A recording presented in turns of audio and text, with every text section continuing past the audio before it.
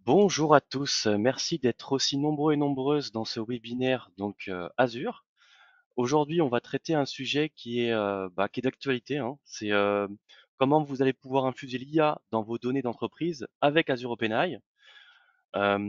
Aujourd'hui, moi j'ai la chance d'avoir Théo Vareille, qui est spécialiste cloud. Je le laisserai se présenter après plus en amont. Mais d'abord, on va introduire le sujet. On parlera un petit peu des différences entre Copilot 365 et Azure OpenAI, parce qu'on dit ouais, ça fait la même chose, et pas forcément. On va le voir juste après. Donc, on vous donnera une définition d'Azure OpenAI et voilà ce que ça fait, comment on peut l'obtenir, ce qu'il y a des prérequis. Donc, on va aller vraiment deep dive dedans. On parlera aussi sécurité, conformité, parce que l'idée, voilà, c'est qu'on peut pousser l'IA, mais il faut pas la pousser n'importe comment. On abordera aussi des cas d'usage vraiment très précis où on ira directement dans l'outil Azure OpenAI, soit à l'aide de vidéos ou soit même directement à l'aide de la, comment dire, de la plateforme. Et on vous parlera de notre accompagnement, comment on peut vous aider dans vos projets. Si vous avez des questions, vous pouvez commenter tout ça dans l'onglet questions. On essaiera d'y répondre à la fin, il y a un espace Q&A. Si on ne peut pas y répondre à toutes, parce qu'il y a un manque de temps, on reviendra forcément vers vous individuellement. Donc n'hésitez pas à les poser, même si on arrive vers la fin. Si vous ne nous entendez pas, vous ne nous voyez pas, vous pouvez nous écrire dans le chat. Comme ça, on essaie d'ajuster le son, la vidéo, si ça lag ou autre. Allez, je te laisse la main, Théo. Merci Alexis pour cette introduction courte mais néanmoins très efficace. Donc bonjour à tous. Aujourd'hui, on va vous présenter un webinaire sur comment infuser l'IA dans vos données d'entreprise avec Azure OpenAI et voir un peu comment, comme l'a dit Alexis, comment l'obtenir, comment le faire fonctionner et on vous a préparé quelques démos avec des cas d'usage. Hop. Alors, je vous refais l'agenda. Donc tout d'abord une introduction pour bien redéfinir la différence entre Copilot for 365 et Azure OpenAI, qui n'est pas forcément toujours très clair pour tout le monde.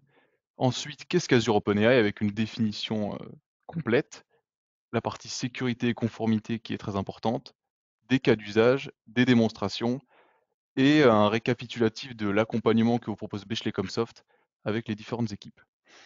Donc je me permets de me représenter tout de même. Donc Théo Varey, je suis Pre-Sales Cloud et je travaille chez Comsoft depuis maintenant 2 ans. Donc les différences entre Copilot 365 et Azure OpenAI. Donc bien souvent, des gens les positionnent en versus, en fait, en opposition directe, alors que c'est pas vraiment ce qu'il faudrait faire parce que ces deux solutions peuvent complètement cohabiter. Ce qu'il faut retenir, néanmoins, c'est qu'elles sont complètement différentes et pour des usages bien distincts. Pour la partie Copilot for 365, on a des prérequis qui sont d'avoir des licences Microsoft avec la suite Office complète, car en fait ce produit vient on top de vos applicatifs Office et vient vous ajouter un petit compagnon IA et différentes options dans toutes vos applications Office. Donc il faudra pas forcément du M, on voit que simplement du Office 365 E3, du E5 ou alors du A3 ou du A5 permettent d'ajouter Copilot par-dessus. Mais c'est quelque chose qui vient, comme je dis, on top de l'applicatif Office. Copilot for 365, pour le résumer simplement, c'est sous forme de licence par utilisateur et cette licence coûte aujourd'hui 30 $ par mois. Il n'y a plus cette limitation de 300 licences minimum, donc si vous voulez acquérir quelques licences Copilot, c'est possible. Mais c'est tout de même forfaitaire à 30 $ par mois. Donc ça vient sur les applicatifs Office, comme dit précédemment, sur votre Word, sur votre Excel, sur votre PowerPoint, sur votre Outlook, le Teams et aussi sur Microsoft Loop. Et au fur et à mesure, Microsoft va l'appliquer à d'autres de leurs produits Office. Du côté d'Azure OpenAI, du coup, les prérequis sont très différents. Il n'y a pas besoin d'avoir forcément des produits Office, simplement un abonnement Azure, donc qui est possible de provisionner assez rapidement par un CSP que vous pouvez avoir via notre plateforme Bechley Cloud. Il faut ensuite l'accès à Azure OpenAI dans l'abonnement Azure souhaité.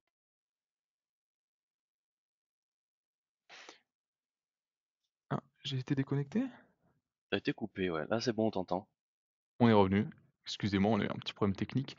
Donc je disais, il faut l'accès à Azure OpenAI dans l'abonnement Azure souhaité. Donc Microsoft a une politique d'IA responsable.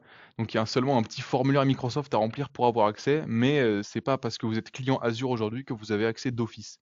Donc c'est juste un petit formulaire à remplir. Et ensuite avoir les droits nécessaires sur cet abonnement. Forcément, est disponible sur votre souscription Azure que toutes les personnes qui ont accès à votre tenante Azure pourront la modifier, créer des ressources, etc. Donc il faut faire de la gestion un peu d'identité sur la souscription pour avoir les bons droits. Azure OpenAI, c'est de la facturation à l'usage, car c'est un service Azure. Donc, contrairement à Copilot, c'est pas de la licence forfaitaire. Vous allez payer que ce que vous utilisez. Donc, si vous voulez faire des tests pendant seulement une journée, eh bien, vous serez facturé vraiment à ce que vous aurez utilisé. Ça permet de déployer les puissants langages de OpenAI. Donc, comme c'est un partenariat entre Microsoft et OpenAI, vous retrouvez tous les langages qu'on connaît tous avec les fameux GPT. Et ça vous permet de créer votre propre copilote, si on peut dire, parce que c'est vraiment personnalisable. Vous pouvez faire des appels d'API, vous pouvez l'inclure dans vos applicatifs. Donc c'est vraiment, on va dire, plus personnalisable.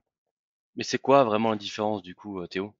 Ah voilà. Mais du coup, les différences, merci Alexis, entre Copilot for 365 et Azure OpenAI, c'est déjà au niveau de la facturation. Donc il y en a un qui est facturé sur Azure, donc c'est mensuel à l'usage, et l'autre c'est de la licence mensuelle.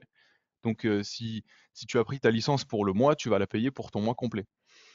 Ensuite, du côté Azure OpenAI, on a accès à tous les modèles avancés d'OpenAI. Du côté Copilot, c'est un assistant IA intégré à 365.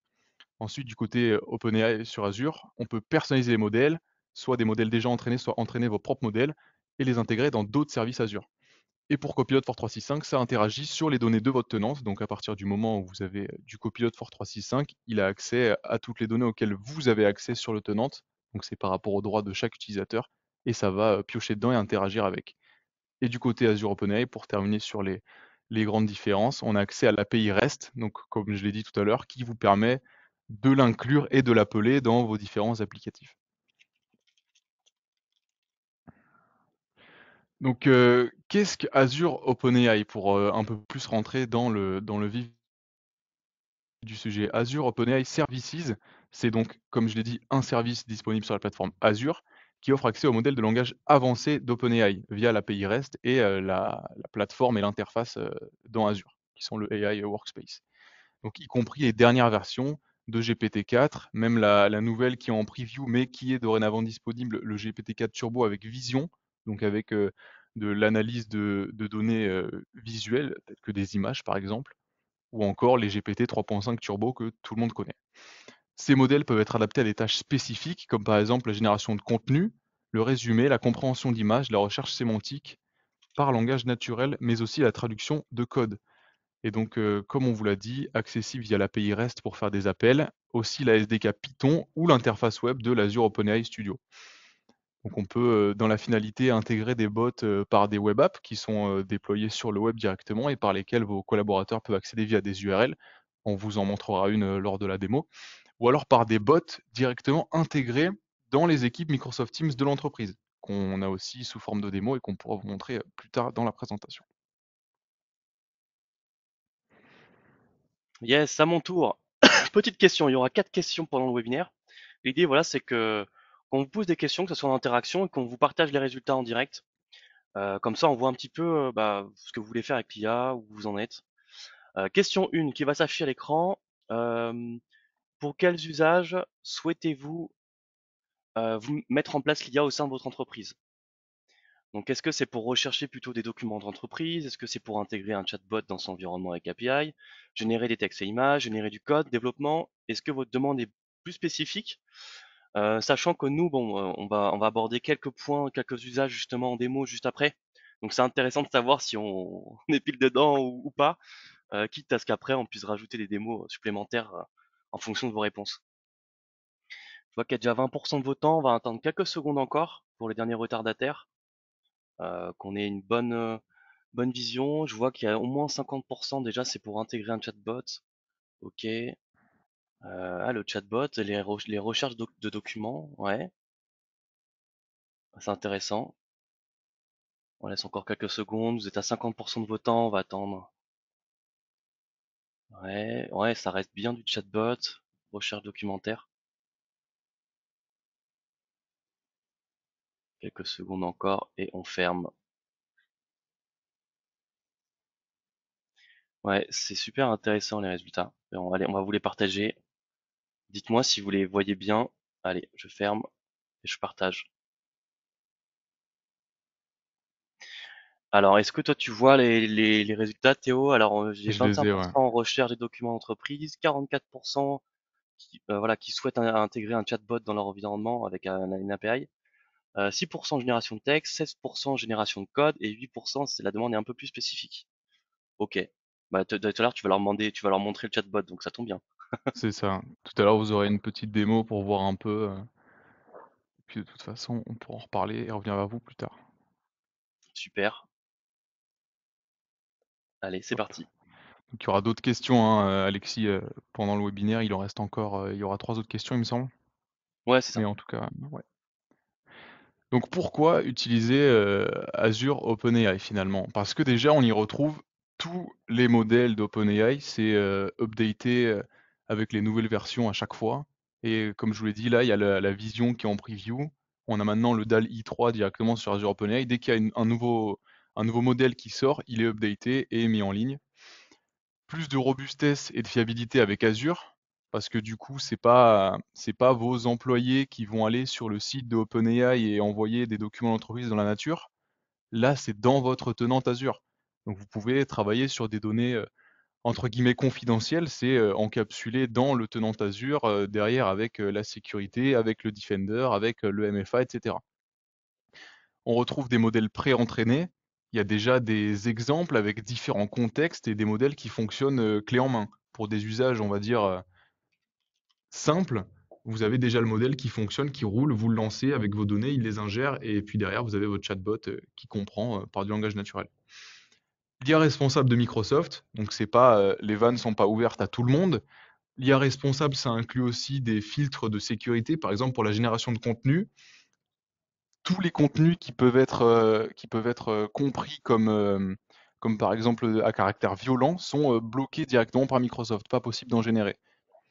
Et comme on l'a dit, vos données restent dans votre entreprise, ce qui est un des plus gros points positifs pour Azure OpenAI, c'est que c'est dans votre tenante Microsoft et c'est vos données qui restent vos données.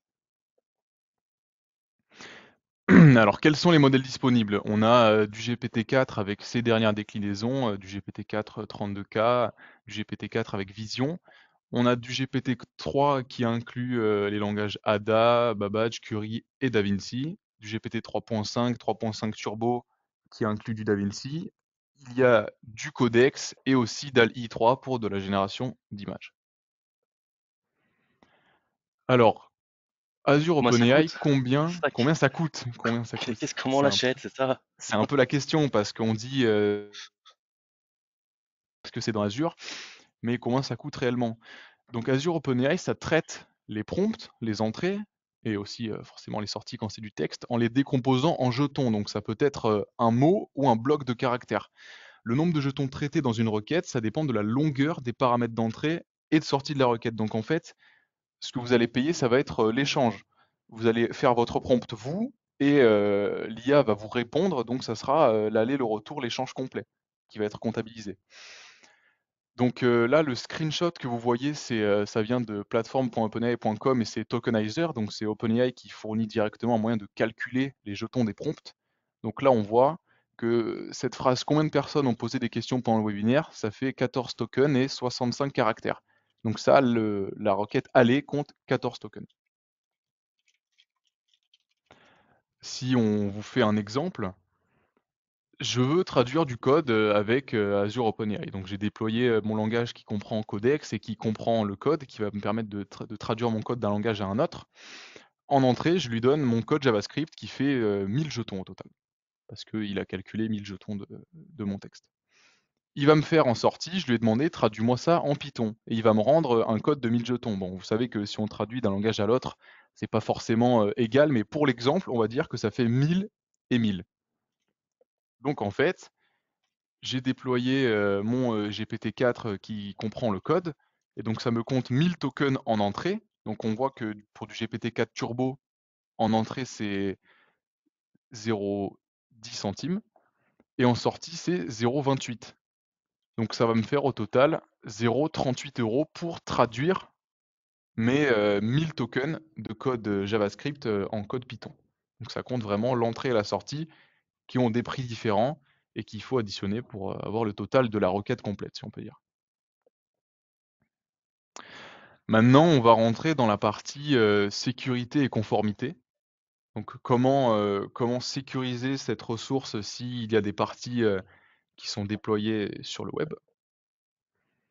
Donc Azure AI Services fournit un modèle de sécurité en couche avec la sécurité d'Azure qui vous permet de limiter l'accès à vos ressources avec du filtrage des requêtes, donc mettre des firewalls Azure. Pour autoriser l'entrée des demandes, une des conditions suivantes doit être remplie, donc soit provenir d'un VNet Azure. En fait, si on a déployé des VNet et qu'on a mis nos endpoints Azure à l'intérieur, on peut dire que seulement les services et les ressources de ce VNet peuvent communiquer avec la ressource. Soit la demande doit venir d'un point de terminaison du compte Azure AI Services, donc qui a été référencé et qui est dans le même compte Azure AI Services, ou soit la demande doit provenir d'une liste d'adresses IP autorisées. Par exemple, si vous déployez une ressource Azure OpenAI qui doit être disponible pour vos clients, vous pouvez référencer leurs adresses qui sont donc des adresses extérieures et eux pourront aller converser avec cette ressource Azure et utiliser son API par exemple. Alors, il y a aussi un chiffrement des données au repos. Donc, sur Azure OpenAI, vos données sont automatiquement chiffrées, pardon, donc lors de leur conservation dans le cloud. Donc, dès lors que vous stockez des données pour les utiliser dans Azure OpenAI, elles seront complètement chiffrées. Elles sont chiffrées et déchiffrées avec le chiffrement AES en 256 bits et le chiffrement et le déchiffrement sont complètement transparents.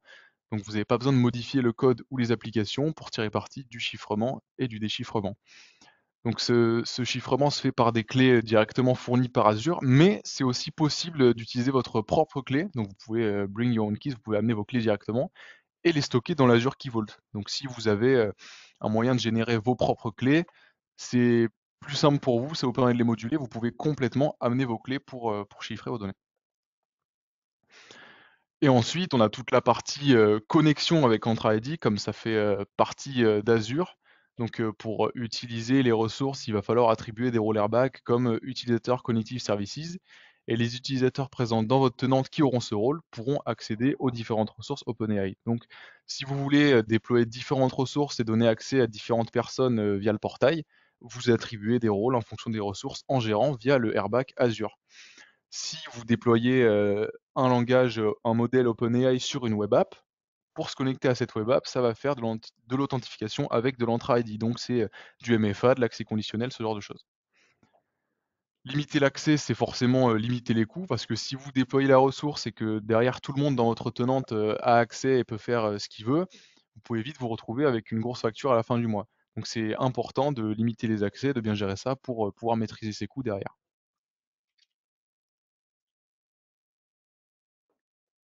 Alexis, Deuxième toi de jouer. question. Alors, je vois qu'il y en a beaucoup qui commencent à poser des questions. N'hésitez pas, hein. On va y répondre à la fin. Donc, je vous fais un retour à chaque fois en vous disant que on a bien pris en compte vos demandes vos remarques, notamment sur comment dire, de garantir que la donnée est bien, enfin, reste bien dans l'entreprise. On en reparlera à ça à la fin. Euh, Là, ce qui est intéressant, c'est une deuxième question du coup. Est-ce que vous ressentez le besoin d'être accompagné dans la mise en place de bonnes pratiques sécurité? Est-ce que c'est oui plutôt pour de la gouvernance, de la conformité? Est-ce que c'est vraiment que pour de la gouvernance? Parce que c'est assez compliqué à mettre en œuvre. Est-ce que c'est plutôt que pour la conformité au final? Oui, mais vous savez pas par quoi commencer, ou non, pas besoin, vous avez des ressources en interne, vous avez ce qu'il faut en ce moment. C'est assez intéressant, ça va très vite, là, vous êtes très réactif aujourd'hui. Je vois qu'il y en a 26% qui veulent faire de la gouvernance et de la conformité, 35% pour le moment qui savent pas par où commencer. C'est vrai que c'est un gros sujet quand même, hein.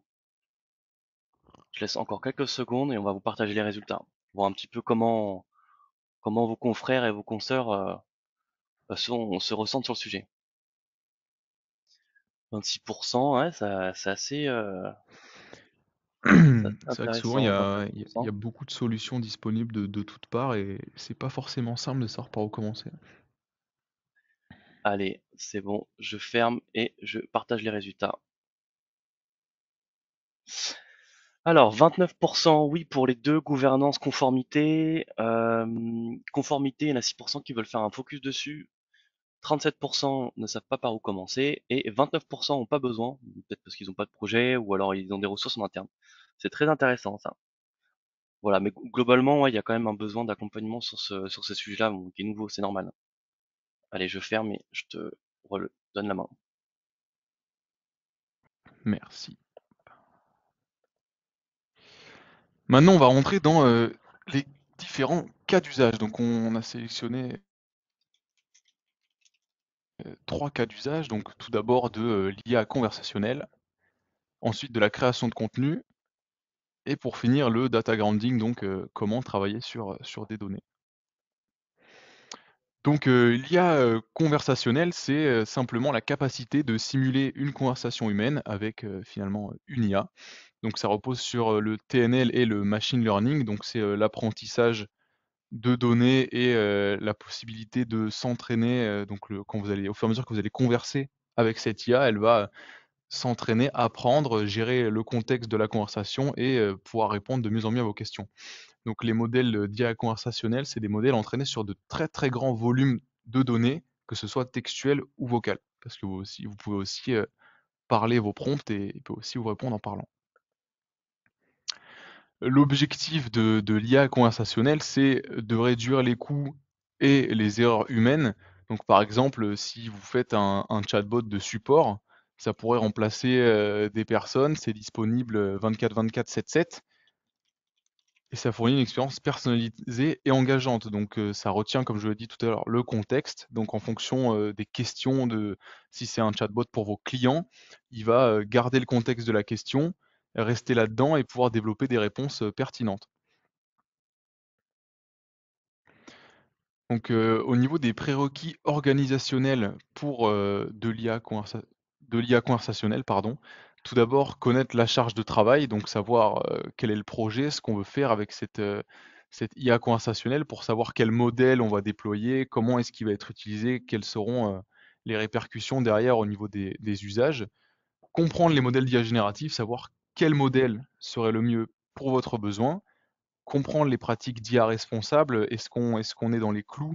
Est-ce que ça fonctionne? Est-ce que le bot est dans les pratiques d'IA responsables? Est-ce qu'il les respecte?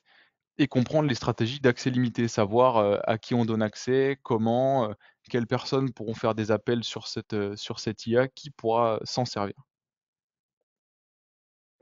Et derrière, au niveau des prérequis techniques, si on veut faire de l'IA conversationnelle avec Azure OpenAI, il faut forcément et simplement une souscription Azure pour faire un point d'entrée. Derrière, sur cette souscription, on peut déployer des ressources, mais avant de pouvoir déployer ces ressources OpenAI, il faut remplir le fameux formulaire dont on a parlé tout à l'heure pour gagner accès à Azure OpenAI. Ensuite, avoir les droits nécessaires en airbag sur cette ressource déployée pour pouvoir créer, configurer la sécurité réseau ou non, ça dépend si vous déployez derrière sur des endroits qui pourraient être potentiellement accessibles de l'extérieur. Et ensuite, vous déployez votre modèle et derrière, vous avez votre IA conversationnelle. L'IA conversationnelle, simplement avec ces langages, combien ça vous coûte? Là, c'est un extrait de page de pricing de Microsoft, donc on voit les prix pour les différents langages, et meilleur sera le langage, plus élevé sera le prix forcément. Donc là, on va vous faire une première démo. Alors, normalement, au niveau du partage, est-ce qu'on voit, est-ce qu'on voit mon écran? Ouais, c'est bon, on voit ton écran, ouais. Ok, donc là, je suis dans le portail Azure en fait. Je suis dans le Azure OpenAI Studio. C'est l'endroit où vous atterrissez quand vous rentrez dans la ressource Azure OpenAI.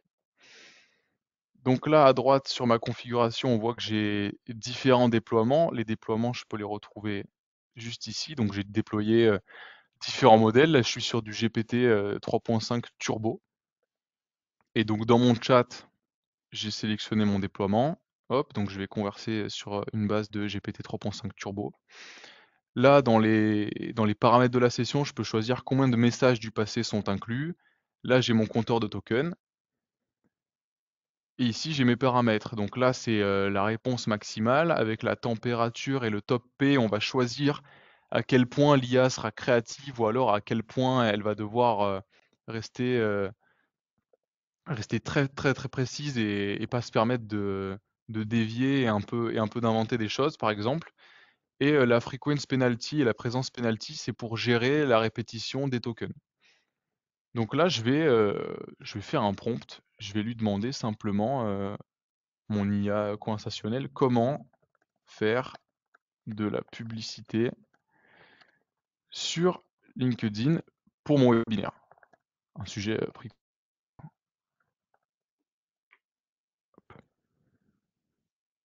Je rentre mon prompt, on voit que ça m'a compté mes tokens en bas à droite. Et là, il me sort une réponse. Donc on voit que le nombre de tokens a augmenté en fonction de l'entrée et de la sortie. Donc les C'est assez étapes à généraliste là, hein? suivre pour faire de la publicité sur LinkedIn, votre webinaire, voilà, créer une page d'entreprise LinkedIn, c'est très généraliste. Ouais, je Mais comme confirme. tu le dis, Alexis, c'est généraliste parce qu'en fait, dans le message système qui donne au modèle des instructions, comment il devrait se comporter et qui lui donne du contexte, c'était simplement utiliser un assistant IA qui aide les gens. Mais si je veux faire un focus sur la création marketing du genre, on a déjà des exemples. Et j'ai la chance d'avoir l'exemple fourni qui est Marketing Writing Assistant. Donc, est-ce que vous voulez update le message système? Oui, bien sûr. Et donc ici, on voit que le système message, c'est vous êtes un marketing writing assistant, vous aidez avec des idées créatives, etc. Donc là, il a le contexte parfait pour faire ce que je veux lui demander. Et on voit Mmh. donc que les paramètres ont changé, comme c'est de la création, du marketing, etc.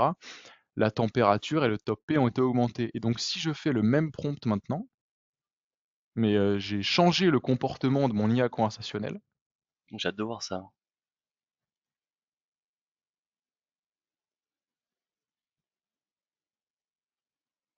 c'est des réponses qui sont complètement différentes. Donc il va dire sponsoriser le contenu, créer une campagne de pub, créer une annonce avec Ouais, un il titre parle de accrocheur, ciblage, ouais. etc. Et Il donc parle de là, ciblage, de budget quotidien, et cetera. Ouais, c'est un peu plus précis quand même, hein.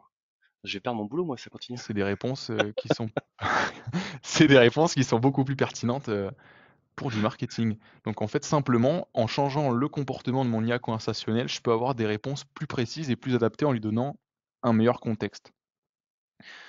Maintenant, on a intégré une IA conversationnelle dans le Teams, comme je vous l'avais dit tout à l'heure. Donc ça marche avec Power Virtual Agent.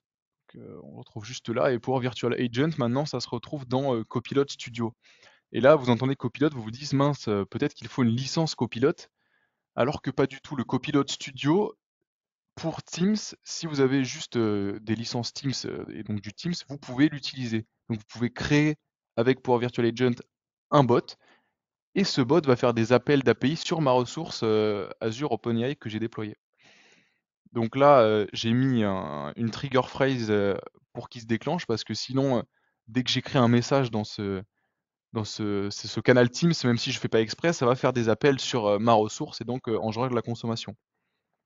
Donc si je lui dis j'ai besoin d'aide, qui est ma catchphrase, il va me demander comment je peux vous aider. Et là, le message que je vais écrire maintenant sera le prompt qui va être transmis derrière à mon Azure OpenAI et à mon langage déployé qui va lui derrière me répondre. Je vais lui demander comment préparer mes devices et mes applications à l'IA.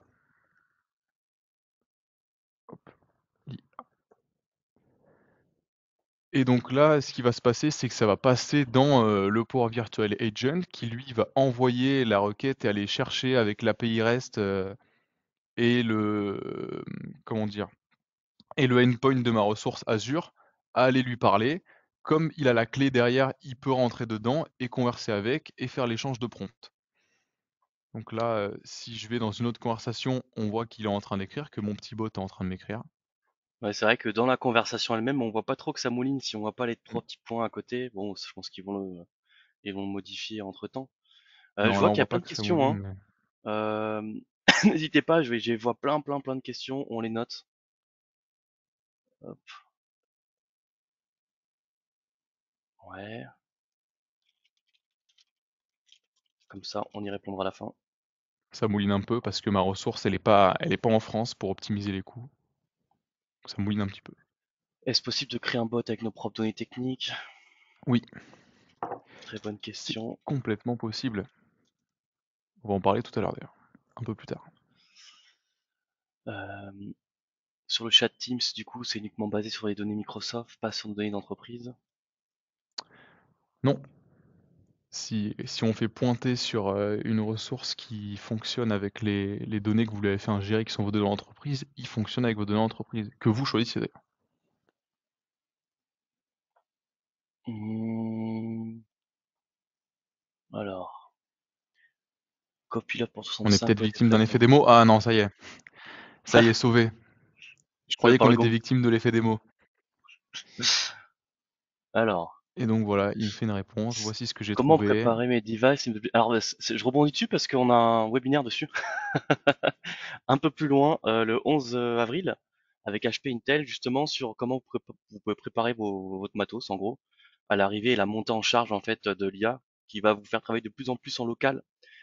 Et comment dire, c'est une volonté des vendors de se décharger un petit peu parce que ça consomme beaucoup.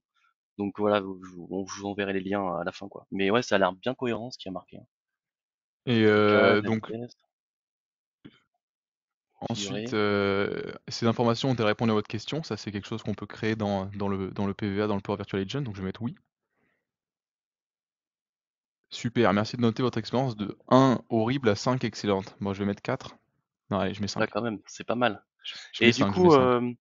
ces stats, on peut les voir quelque part parce que c'est intéressant quand même de voir si tous tes utilisateurs, bah, ils vont mettre une note. Peut-être que derrière, tu peux suivre s'il y a des sujets qui sont intéressants ou il y a de l'usage. Exactement. En fait, le principe de rajouter ce petit sondage final de la conversation, c'est quand je vais aller dans Power Virtual Agent, hop, je reste dans l'app qui est en version desktop, hein. Là, je suis sur le Teams en version web et le desktop est bien mieux, mais pour des soucis de différents comptes, j'utilise le desktop. Et donc là, je retrouve dans mon copilote, dans le copilote studio, le petit bot que j'ai créé. Et dans Options, derrière, il y a les analytics en fait. Et donc ça fait un petit Power BI automatique qui vous montre derrière les données. Donc les données d'usage, les données de notes, si vous mettez des sondages, etc. Hop, avec la Customer Satisfaction. Ouais, ça c'est intéressant. Ouais, il y a quand même énormément d'analytics, hein. 12 sessions engagées, 67% de résolution, 17% d'abandon. Bon, ça, c'est des données de test hein, que j'ai fait moi. Ça Le peut même CSAT voir, ça permet score, aussi de voir si ton bot il est haut ou pas, quoi. S'il y a un taux d'abandon qui est énorme, c'est que en fait tu réponds pas à la demande, quoi, quelque part. c'est que ça répond pas du tout à la Ouais. demande, c'est ça exactement. Là, les dates, etc., updater les analytics. Donc voilà pour cette première démonstration. Top. Il y a Hop. énormément de questions, hein. J'essaie de vous répondre. Bon, j'ai Si, pas pu ouais, y si on peut répondre. pas répondre à tout le monde, on vous recontactera derrière pour répondre à vos questions. Hop, ça c'était la vidéo au cas où on Ouais, avait parce un qu'on effet vous a, démo. on vous a record les vidéos qu'on vous enverra dans la C'est ça. présentation aussi, hein. Comme ça, vous pouvez même les revoir si vous avez envie. Vous pourrez revoir les démos et exactement. Hop. Alors maintenant, la création de contenu, donc avec le fameux DALL-E et donc DALL-E en version 3. Donc là, on va être capable de créer des images de haute définition avec différentes résolutions possibles. Ça comprend le langage naturel, donc vous allez lui parler, lui dire une phrase avec un prompt simple ou très précis pour derrière avoir des images. Et il y a le filtre de modération de contenu, donc pas possible de générer des images à caractère violent, etc., qui fait partie de la politique d'IA responsable et protégée de Microsoft. Alors là, on va vous mettre à contribution pour la partie démonstration tout à l'heure. Donc pensez, écrivez dans le chat un petit prompt que vous voulez qu'on essaye pour que Dali nous génère du contenu derrière. Alors ça peut être quelque chose de très précis où vous demandez un certain style, une certaine lumière, etc. Plus le prompt est précis, plus le dessin sera, plus la création sera qualitative et précise, mais il comprend aussi des prompts très simples. Donc on en sélectionnera quelques-uns dans le chat. Yes. Donc la création de contenu, les objectifs, c'est de réduire les coûts et de réduire les erreurs humaines. Une approche no-code de la génération d'images, comme on l'a dit, c'est du langage naturel. Avec une simple phrase, je peux avoir une belle illustration. De générer des images avec des prompts précis, donc plus le prompt est long et détaillé, plus on aura ce qu'on veut. Et de choisir une qualité d'image en fonction du besoin. Donc, comme je l'ai dit, plusieurs résolutions, de la HD, etc. Donc là, à droite, c'est une image d'illustration qui a été générée avec DALL-E et le prompt que je lui ai mis, c'était simplement DALL-E 3. Donc a priori, c'est comme ça qu'il s'imagine et qu'il se voit. Ça fait un peu peur quand même. Alors, les prérequis organisationnels de la création de contenu. Alors pour toute cette partie, les images ont été générées avec DALL-E 3 et on vous a mis les prompts, pour vous donner des idées, potentiellement. Donc, on va être sur des prérequis assez similaires car ça reste sur de l'IA, donc ça va être connaître la charge de travail, savoir à quel point, ça va être utilisé, comprendre les pratiques d'IA responsables, savoir ce qu'on peut générer ou ce qu'on ne pourra pas générer et comprendre les stratégies d'accès limité. Parce qu'encore une fois, si vous le laissez accessible à toute votre organisation et que tout le monde l'utilise pour, s'amuser, générer des images, dans tous les sens, vous risquez de vous retrouver avec une grosse facture à la fin du mois. Les prérequis techniques, on est sensiblement sur les mêmes prérequis que juste avant, donc c'est la souscription Azure, avoir l'accès, avoir les droits nécessaires en airbag, créer la ressource, configurer la sécurité réseau ou non, et derrière déployer le modèle de DALL-E que vous voulez. Combien ça coûte au niveau de la génération d'images? Donc, comme je vous l'ai dit, tout dépend de la qualité. Donc, soit vous avez une qualité standard qui possède différentes résolutions, soit la qualité HD, donc soit la qualité, soit la taille de l'image. Et en fonction, vous avez les prix, et ce sont les prix, attention, pour 100 images. C'est pas le prix d'une image, c'est le prix de 100 images. Donc là, deux exemples. Le premier, avec un prompt sticker prédécoupé d'un chat vert dans un style naïf. Donc ça nous donne ça. Il a l'air très naïf là, ça se voit. Il a l'air tout naïf, tout gentil. Et à droite, le prompt, c'est une image du contenu d'un bureau en mode Knowling. Donc le mode Knowling ou Knowling, je sais pas comment ça se prononce. C'est ce type d'image-là, carré, avec plein d'objets les uns à côté des autres, à plat. Et donc je lui ai dit, l'objet principal est l'ordinateur qui nous a bien mis au centre, entouré d'objets secondaires comme des stylos, des crayons, souris informatique, parce que sinon j'aurais pu me retrouver avec, la souris l'animal, hein, sur mon illustration. Clavier, carnet, tasse, casque, et cetera, et lui, il a fait le reste. Maintenant qu'il avait le contexte, il a mis, des télécommandes, il a mis un iPhone, il a mis des stylos, et cetera. Alors du coup, on va aller sur On a eu beaucoup l'interface de, DALL-E sur le portail. on a eu énormément de demandes. On va essayer C'est vrai? d'en choisir. Ouais, ouais, on a eu pas mal. Donc là, je J'ai suis dans mon dessiné une plage interface avec dans les des AI galets Studio rouges. Ouais. sur mon DALL-E 3. Alors, qu'est-ce qu'on peut choisir? Hmm, Est-ce que tu en as un à me un donner? bâtiment célèbre parisien. Attends, je vais le mettre dans le chat peut-être si tu vois, c'est rapide, comme tu pourras le Ouais, copier-coller. il faut que je Tiens. raffiche GoTo. Ou Hop. sinon, je te l'envoie sur Teams si t'as besoin. Non, je l'ai là. Un bâtiment célèbre parisien dans un champ de blé dans le style d'une peinture de l'école flamande. De l'école flamande, c'est super précis. Ça, c'est super précis. J'ai hâte de voir ce que ça va donner, hein. Alors, hop, ça génère l'image. Là, c'est l'expérientiel, hein. On vous promet rien. Ah, c'est du live là. Générer une nouvelle mascotte des JO. Oh, c'est pas mal ce qu'il a fait. Je connais pas, Tac. alors je connais pas le style de l'école flamande, donc je Alors, pourrais pas dire. je sais pas. Alors, qui va me poser la question? Alors, attendez, je vais. Monsieur Louapre. Alors, je sais pas si c'est OK ou pas. Dites-nous peut-être en chat si ça correspond à peu près à votre définition. Est-ce que On va c'est peut-être l'école essayer d'en faire un flamande? nouveau. À Bluffant, bah voilà, super, bravo. Ok. Enfin, bravo. Nous, on n'a pas fait grand-chose. Moi, j'ai rien fait là. Et là, les paramètres, on n'oublie pas, pour la résolution de l'image, le style vivide ou naturel C'est et la top, hein. qualité standard ou HD. Est-ce qu'on peut en prendre un autre là? Est-ce qu'on peut en prendre un ou Euh, deux autres encore? ok, alors attends. Je vais te copier-coller. Alors attends, j'en prends un autre. Le premier qui m'a Télécharger. envoyé. On Non, ça c'est peut pas ça. régénérer par rapport au même prompt. Donc si elle vous satisfait pas et que vous voulez la même chose, vous pouvez régénérer. Je vais la régénérer en attendant. Alors, j'en ai un là, je te l'envoie par chat. C'est le premier qui nous a répondu, ce que dessiner une plage avec des galets rouges la nuit. La nuit. Hop. Tiens, Et je là, te il m'a régénéré par rapport au même prompt. Donc, je vais ouais. copier le message. Mais donc pour faire des illustrations, pour des présentations ou autres, Ouais, des trucs pour très agrémenter un très petit peu une ouais, ça pratique peut être pas quoi. mal. Ou même pour des les réseaux sociaux, ça peut être bien, hein. Si vous avez un vous devez créer un fond ou même modifier vos propres images, ça peut être, en tout cas moi au marketing, ça m'intéresse beaucoup ce genre de choses. Et Oh, donc là, on lui a laissé au un revoir. peu, pas le champ libre, mais on lui a laissé être imaginatif parce qu'on a juste dit une plage Ah, avec des c'est galets beau, hein. rouges la nuit. On n'a pas dit plus des détails, le style ou autre. Et voilà, c'est ce qui en ressort. Très C'est belle plage. puissant, c'est super puissant. C'est beau en plus, hein. Est-ce qu'on en prend un dernier? Allez, un petit dernier. Alors, hop, j'en prends au hasard. Alors ça, je sais pas s'il va trouver parce qu'en final, il y a du, comment dire, pochette de nouvel album de The Hills. Comme c'est De une, The Hills. voilà, un groupe de musique, est-ce qu'il va nous trouver le truc? Est-ce qu'il a le droit de le faire? C'est Alors intéressant de voir si, ça. est-ce qu'il connaît, mais derrière, si on, je connais pas du tout The Hills, excusez-moi.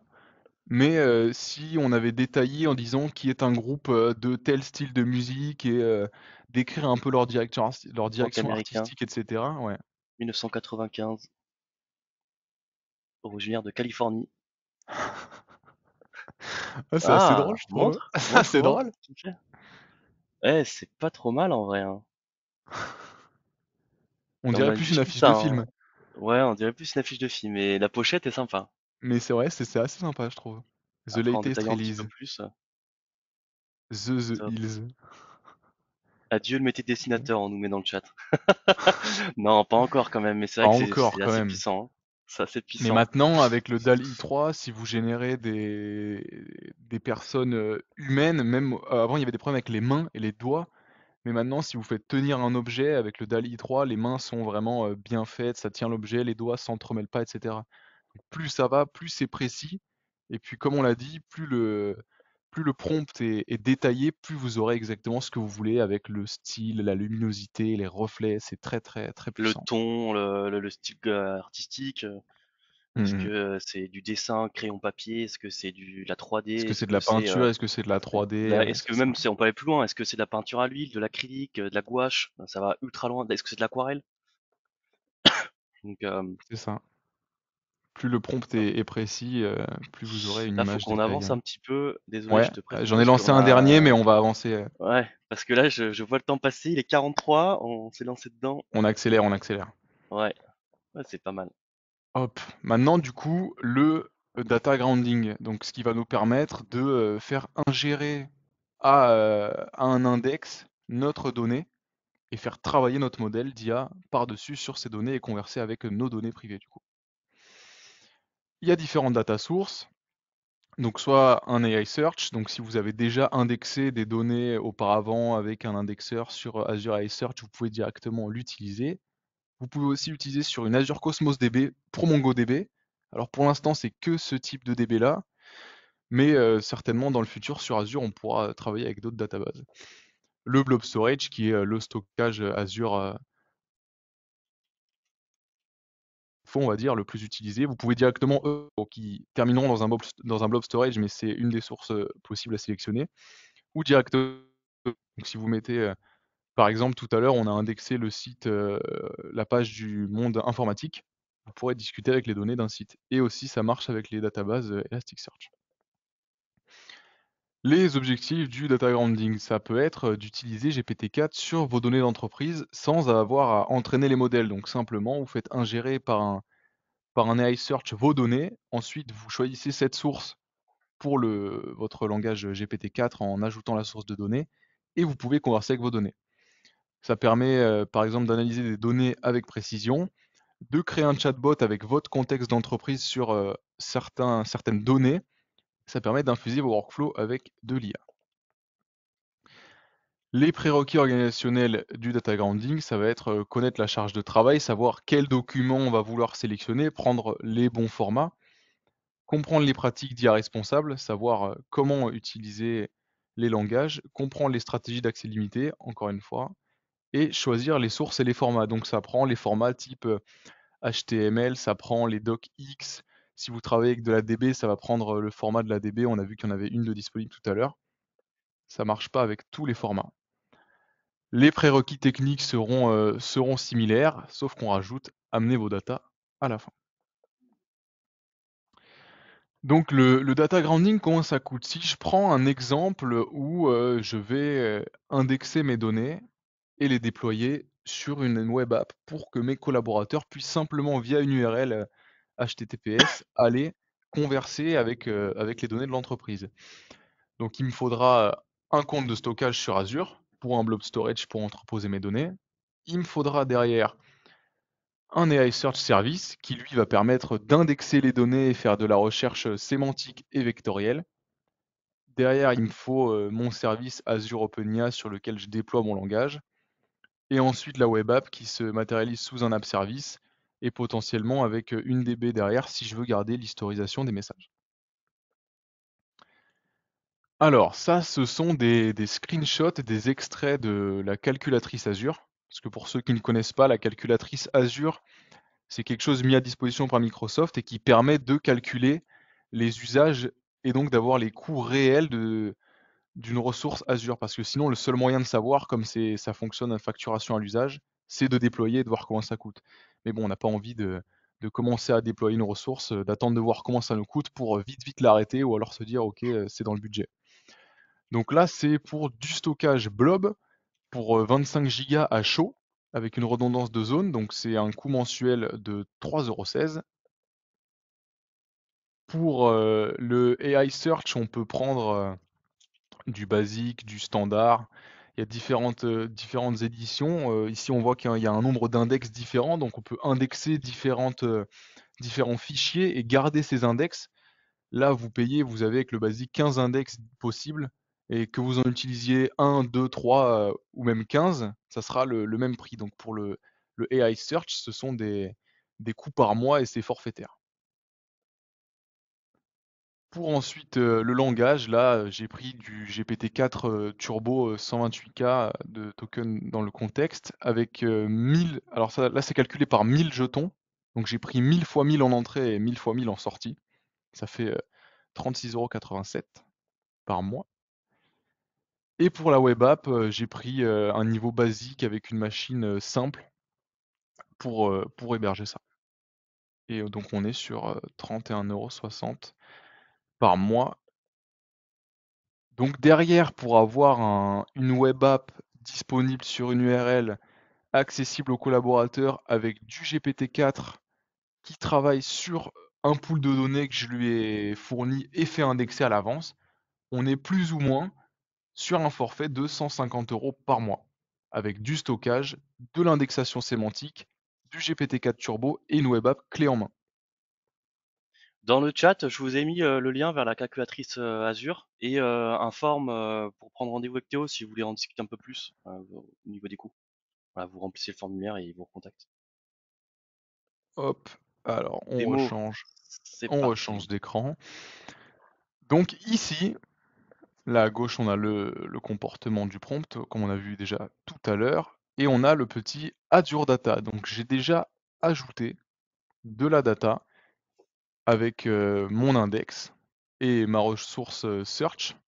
Et la data source, là on voit c'est web page. Donc j'ai choisi simplement l'URL de https le monde informatique. Et donc je lui ai fait ingérer via cette URL les datas du site Le Monde Informatique. Et il y en a de la donnée, hein, purée. Il y en a de la donnée. Alors les prompts, je vais lui demander simplement quelles sont les news avec un S, IT du moment.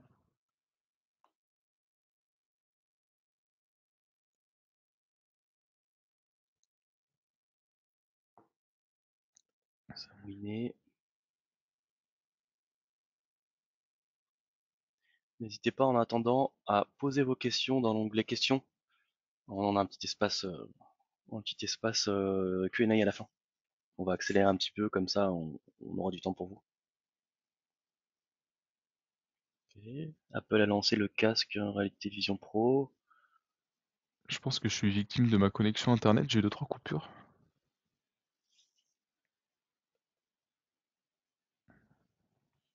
Et comme l'a dit Ouais. Alexis, on en a préenregistré qui sont disponibles dans la présentation et que vous aurez en replay. Ouais, il est capable d'aller ressortir les actualités. Après, tu peux être Mm, même mm. plus précis, tu dire sors-moi les top 5 actualités les plus chaudes du moment sur l'IT. Là, peut-être que par défaut, il va t'en sortir peut-être 10, je pense. Ou alors à la chaîne. Les plus chaudes sur l'IT. Certaines font. Ouais, c'est bien ça. Il va rectifier. Et donc là, il nous permet d'avoir ces infos-là qui sont précises parce que en contexte, il travaille sur les données de LMI du monde informatique. Parce que si Mm. on demandait ça dans un, dans un chatbot qui est simplement du GPT avec le contexte et les données GPT globales, il ne nous aurait pas sorti de telles infos. Ce qui peut être intéressant, c'est quand vous avez aussi des grosses bibliothèques de données et que vous avez besoin de trouver des informations rapidement ou de faire des synthèses euh, Ça peut par marcher avec interservice. des données clients, des données produits. Mm. Si vous lui faites ingérer votre convention collective, des données RH, etc., au lieu d'envoyer des mails à votre équipe RH, au manager, les collaborateurs, ils peuvent demander à ce bot et il va leur répondre combien de jours de congé ils ont droit, par exemple, s'ils se marient. Ça peut être des choses comme ça. Ça peut être un bot de support qui connaît les procédures internes, etc. Et enfin, le champ des possibles et tout dépend de vos documents en fait. Et voilà. Et donc maintenant, on va voir la simple web app qu'on peut obtenir juste en cliquant là sur déployer et faire vers une nouvelle web app. On la retrouve juste ici. Cette web app, vous vous y connectez avec le Entra ID, comme on l'a dit précédemment. Donc il faut être dans le tenant, il faut passer le MFA, etc. Donc il y a une autre couche de sécurité avec Entra ID pour accéder à cette web app. Et tiens, on va voir si sur LMI, il y a des infos sur Bechley, ça pourrait être... Il y a une question qui est super intéressante. Du coup, je bypass un peu le Ouais, Q&A. ouais. C'est est-ce que tu peux crawler sur de l'image aussi? Ou c'est vraiment que du textuel pour le moment? Ou faut Avec configurer d'une manière un Vision, peu avec GPT-4 Vision, vision? Ouais, super. qui est accessible seulement sur certaines régions Azure parce qu'il est en preview. Donc vous l'aurez pas vous aurez pas la ressource sur le France central, mais vous l'aurez, je crois que sur le East US et sur le Sweden central, vous l'aurez. Mais avec le Vision, vous pouvez travailler sur des bases images, ouais. C'est Ah, possible. ça c'est super. Ouais, bah voilà, j'ai répondu à la question avant la fin, quoi. Mais n'hésitez pas à envoyer les questions. Pareil pour les guides droits d'image, d'usage, etc. On va en parler. On en parlera à la fin. Alors, qu'est-ce que tu l'as demandé? Comment se porte Bechley? Bechley a connu une croissance, non, ok. Donc là, on est dans la web app, on retrouve notre invite de prompt, on peut clear le chat, ajouter. J'ai activé l'historique parce que il y a la petite DB qui est liée derrière. Et donc voilà, il nous ressort des infos et on D'accord, il va converse chercher dans les médias. directement avec les données par du langage naturel. Ok, c'est pas mal. Hop, Ça, c'est puissant, parce que là, on fait des trucs entre guillemets basiques, mais je pense qu'on peut aller très très loin, surtout dans vos c'est usages. Vous ça. pouvez faire des Si les trucs. données sont bien sélectionnées, qu'elles Mm. sont dans les bons formats, après on peut vraiment gagner beaucoup de temps avec ça. L'avant-dernière question, on va essayer d'accélérer pour qu'on soit dans les temps. Pareil, on va vous partager les résultats après. Est-ce que vous envisagez de lancer un projet impliquant Azure OpenAI dans les prochains mois? Est-ce que non, il n'y a pas de projet? Est-ce qu'il est plutôt en phase d'idéation ou de préétude? Donc c'est pour ça que vous êtes ici. Est-ce que c'est un projet en cours de définition avec des besoins d'assistance? Est-ce que c'est un projet qui est prêt à démarrer? Vous recherchez juste des partenaires? Est-ce qu'il est déjà lancé? Il est en quête d'optimisation d'évolution? Ce qui est intéressant, c'est de voir un peu voilà comment vous vous situez par rapport aux autres. Est-ce que vous êtes dans une démarche plus ou moins avancée? Et pareil, on vous partage les résultats. Vous votez vite. Pour l'instant, j'ai quoi? J'ai 62% en phase d'idéation, préétude, 31% qui n'ont pas forcément de projet, 5% qui ont lancé déjà, qui ont déjà lancé des projets. Donc ça, c'est intéressant. Je laisse encore quelques secondes pour les derniers retardataires. 55, ah, ça se modifie. 55, ouais, préétude. On reste à 4% prêt à démarrer ou 4% des projets déjà lancés. Voilà, on attend encore 5 secondes et on partage le résultat. Il va falloir que je mette le turbo, dis donc, je viens de voir l'heure. Et oui, on parle. Mais bon, c'est intéressant, c'est un sujet qui est tellement intéressant qu'on a envie d'y rester 3 heures. Allez, je termine, je ferme le sondage en avance, hein. Vous allez Euh, avoir faim si on prend trop de temps après. 40% pas de projet prévu, 51 en idéation, et après, ça c'est disparate sur 3% en cours, 3% pré-démarré et 3% déjà lancé. Ah, Ok. je te remets la main. Hop. Hop. Donc notre accompagnement, donc les deux offres qu'on vous présente aujourd'hui, ça va être un POC Azure OpenAI, donc pour ceux qui veulent se lancer, prise en main d'Azure si nécessaire, même pour les néophytes d'Azure, on vous fait un accompagnement complet sur la manière de prendre en main Azure, les différentes ressources, etc. Gestion, sécurité et IAM, très important sur Azure, mettre les bons enclos, réflexion sur l'utilisation de l'IA, création de ressources OpenAI et mise en place de votre cas d'usage. Pour ceux qui consomment déjà, on propose un checkpoint Azure. Donc un checkpoint Azure, qu'est-ce que c'est? C'est une analyse de la consommation, optimisation des licences, optimisation des coûts, et on vous fait une restitution et une recommandation pour vous aider à faire des économies sur votre facture Azure mensuelle. Notre équipe Ouais, solution, donc je fais partie de la... Tu veux présenter ça, Alexis? ouais, non, c'était juste, on vous accompagne de façon que ça soit au début de votre projet, jusque même si votre projet est lancé. Donc c'était intéressant d'avoir la question juste avant, pour savoir un petit peu où vous vous situez. Donc si vous avez déjà lancé, que justement vous voulez contrôler que ça, voilà, que ça soit bien borné, n'hésitez pas, hein. Je vous ai mis le lien de prise de rendez-vous. Donc je disais l'équipe solution, donc que ce soit sur le cloud avec l'équipe multi-cloud ou alors pour faire du software asset management, pour faire de la cybersécurité avec nos deux experts, ou alors sur la partie modern work, on a les équipes pour vous accompagner sur vos différents projets. Dernière Alexis, question. toi de jouer. Voilà, c'est la dernière question, ça. Alors attends, hop, c'est pas ça. La question va s'afficher. Avez-vous mis en place des process de management des coûts dans Azure? Est-ce que oui, et tout est optimum? Est-ce que oui, mais voilà, vous souhaitez les mettre à jour parce que peut-être qu'il y a des choses peut-être à mettre à jour. Est-ce que non, mais vous souhaitez être conseillé? Non, et vous souhaitez pas du tout en mettre en place. C'est pas un sujet, quoi. Pareil, on vous laisse quelques secondes et après on va switcher sur le reste. Hop, je laisse encore quelques secondes.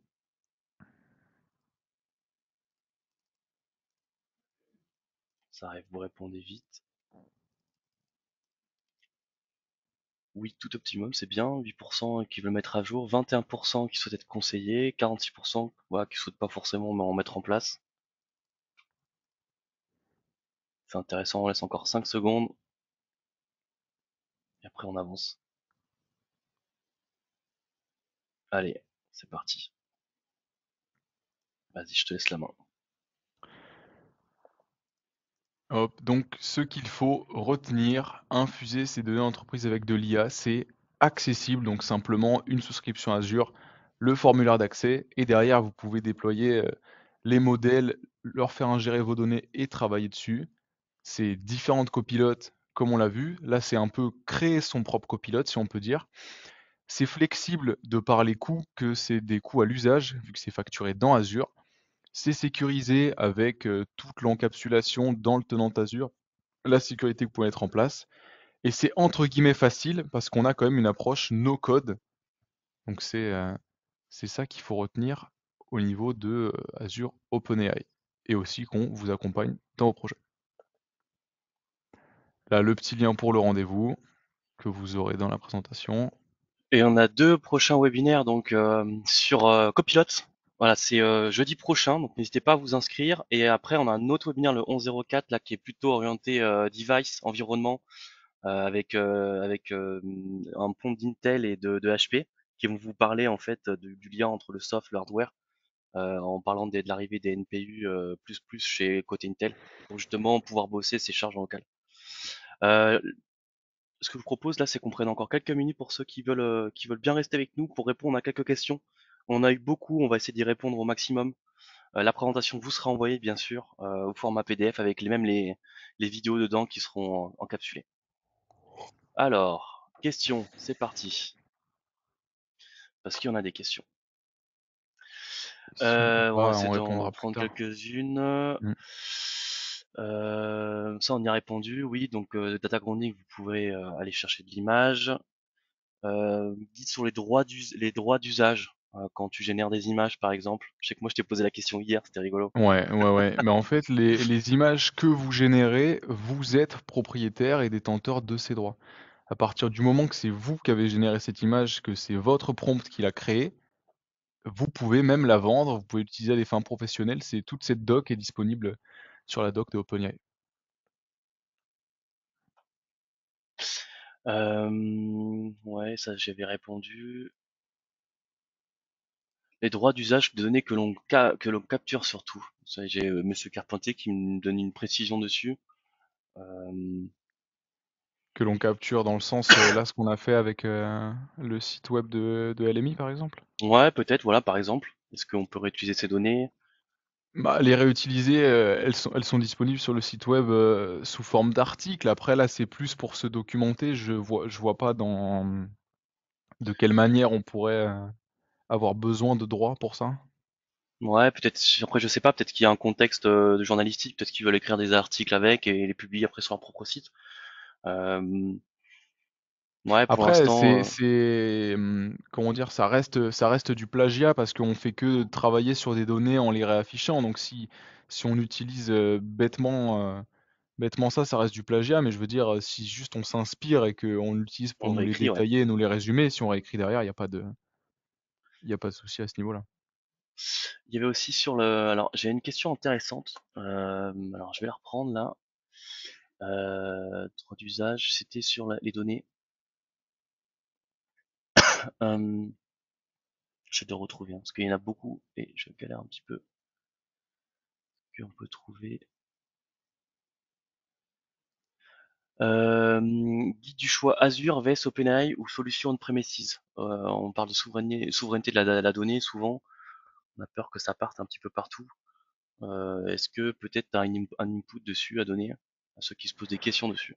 Alors faire de l'IA on-premise, Gourmand, c'est ouais. quand même beaucoup plus compliqué. Il faut être très, très en maîtrise sur les sujets, de l'IA, du machine learning et cetera. Il faut avoir des bonnes machines, chez soi pour ça. Après, là, ce qu'on a dit au niveau de la souveraineté des données, ça reste, hébergé sur du Microsoft, mais c'est dans votre tenante. C'est vous, vos prompts, vos données et ce que va vous ressortir le langage, le modèle par rapport à vos données, ça reste pour vous et ça ne sera pas utilisé et réutilisé par Microsoft. Ça reste, pour vous, à votre utilisation. Ça, il y a Parce que des justement, articles, il y a une question là du coup, qu'est-ce que c'est voilà, il y a un ajout, c'est quelle est la certitude que Microsoft, donc OpenAI, n'utilise pas nos fonds documentaires pour l'entraînement du moteur. c'est écrit noir sur blanc dans, la partie, sécurité et IA responsable sur la documentation de Microsoft. Que Peut-être vos même dans le. données, ne sont pas utilisées pour entraîner les modèles et cetera, pour les autres. Voyez-vous un intérêt à l'IA dans la mise en œuvre de la conformité RGPD, génération de scripts, d'anonymisation, etc. On peut tout faire en vrai avec ça, hein. Oui. Oui, on peut complètement, générer des procédures et cetera. Ouais, pour supprimer, par exemple, lors de, je sais pas moi, ça peut être, vous avez des procès-verbaux, bah par exemple, vous pouvez dire à votre IA, vous enlevez à chaque fois dans les procès-verbaux, vous anonymisez les procès-verbaux, vous enlevez le nom, prénom, tout ce qui est information sensible. Si vous avez besoin, par exemple, de faire du traitement de données sur, je sais pas moi, vous allez prendre, je prends un exemple, vous prenez pas la zone Rhône-Alpes, vous voulez analyser, vous êtes dans la gendarmerie au hasard, hein.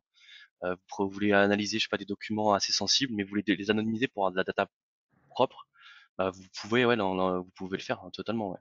Mais vous pouvez le faire avec, là je parle à la gendarmerie, mais vous pouvez le faire pour des données d'entreprise aussi. Hop, je revois, je continue. On ne les croit pas. Est-ce que vous avez d'autres exemples sur le data grounding? On peut en avoir des milliers, je pense. Ouais, comme on l'a dit, ça peut être, pour, travailler sur de la Q&A d'entreprise, ça peut être sur, des données RH, ça peut être pour du support, ça peut être pour des données, chiffres, ça peut être pour des bases produits, ça peut être pour vraiment tout, tout et n'importe quoi, j'ai envie de dire. Est-ce qu'on fait des formations sur le sujet? Des formations sur l'usage, des formations sur quoi? Parce que du coup, peut-être que tu peux revenir sur la slide de formation. Je vois qu'il y en a qui ont des questions, on peut rebondir dessus. Euh, Euh, alors, il y a aussi quelle est la différence entre un compte GPT-4 classique? Quelle différence avec un compte GPT-4 classique? Ça, c'est une question aussi qui est posée. Mais c'est que le compte GPT-4 classique, c'est forfaitaire, il me semble. Ouais, Il faut payer un abonnement c'est ça. mensuel. Mm. Là, on est dans Azure, c'est-à-dire qu'avec une ressource, je peux avoir plusieurs personnes qui l'utilisent et chacun aura son utilisation, son historique différent par rapport à son compte Azure, son identité dans le tenante. Et là, on peut faire des appels par API et on paye mensuellement via Azure avec toute la sécurité Microsoft derrière. On n'envoie pas des prompts dans la nature sur la page web de OpenAI. Donc si vous voulez travailler avec des données confidentielles d'entreprise, c'est quand même mieux. Je vais me surprendre. Non. Comment Microsoft peut garantir une IA responsable, l'exemple pris sur les contenus violents, sans avoir accès en clair aux données de l'entreprise? Alors j'ai commencé à répondre euh, qu'il y avait des techniques de chiffrement homomorphes pour effectuer des calculs de données chiffrés, sans avoir à les déchiffrer.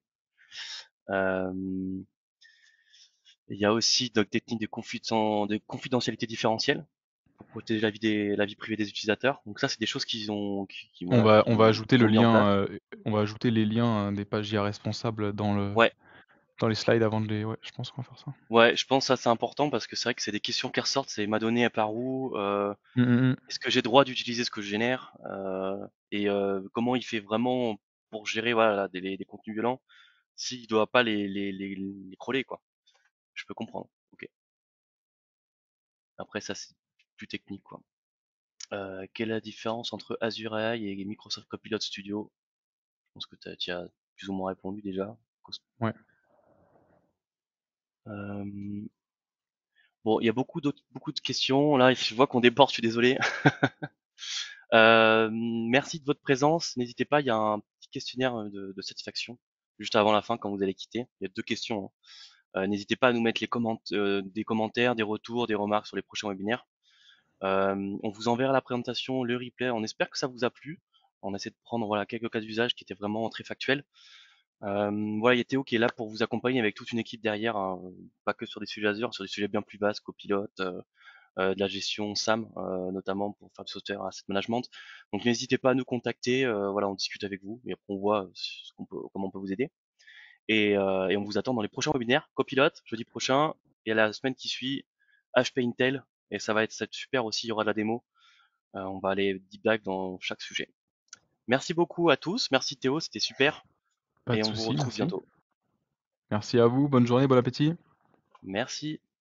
Au revoir.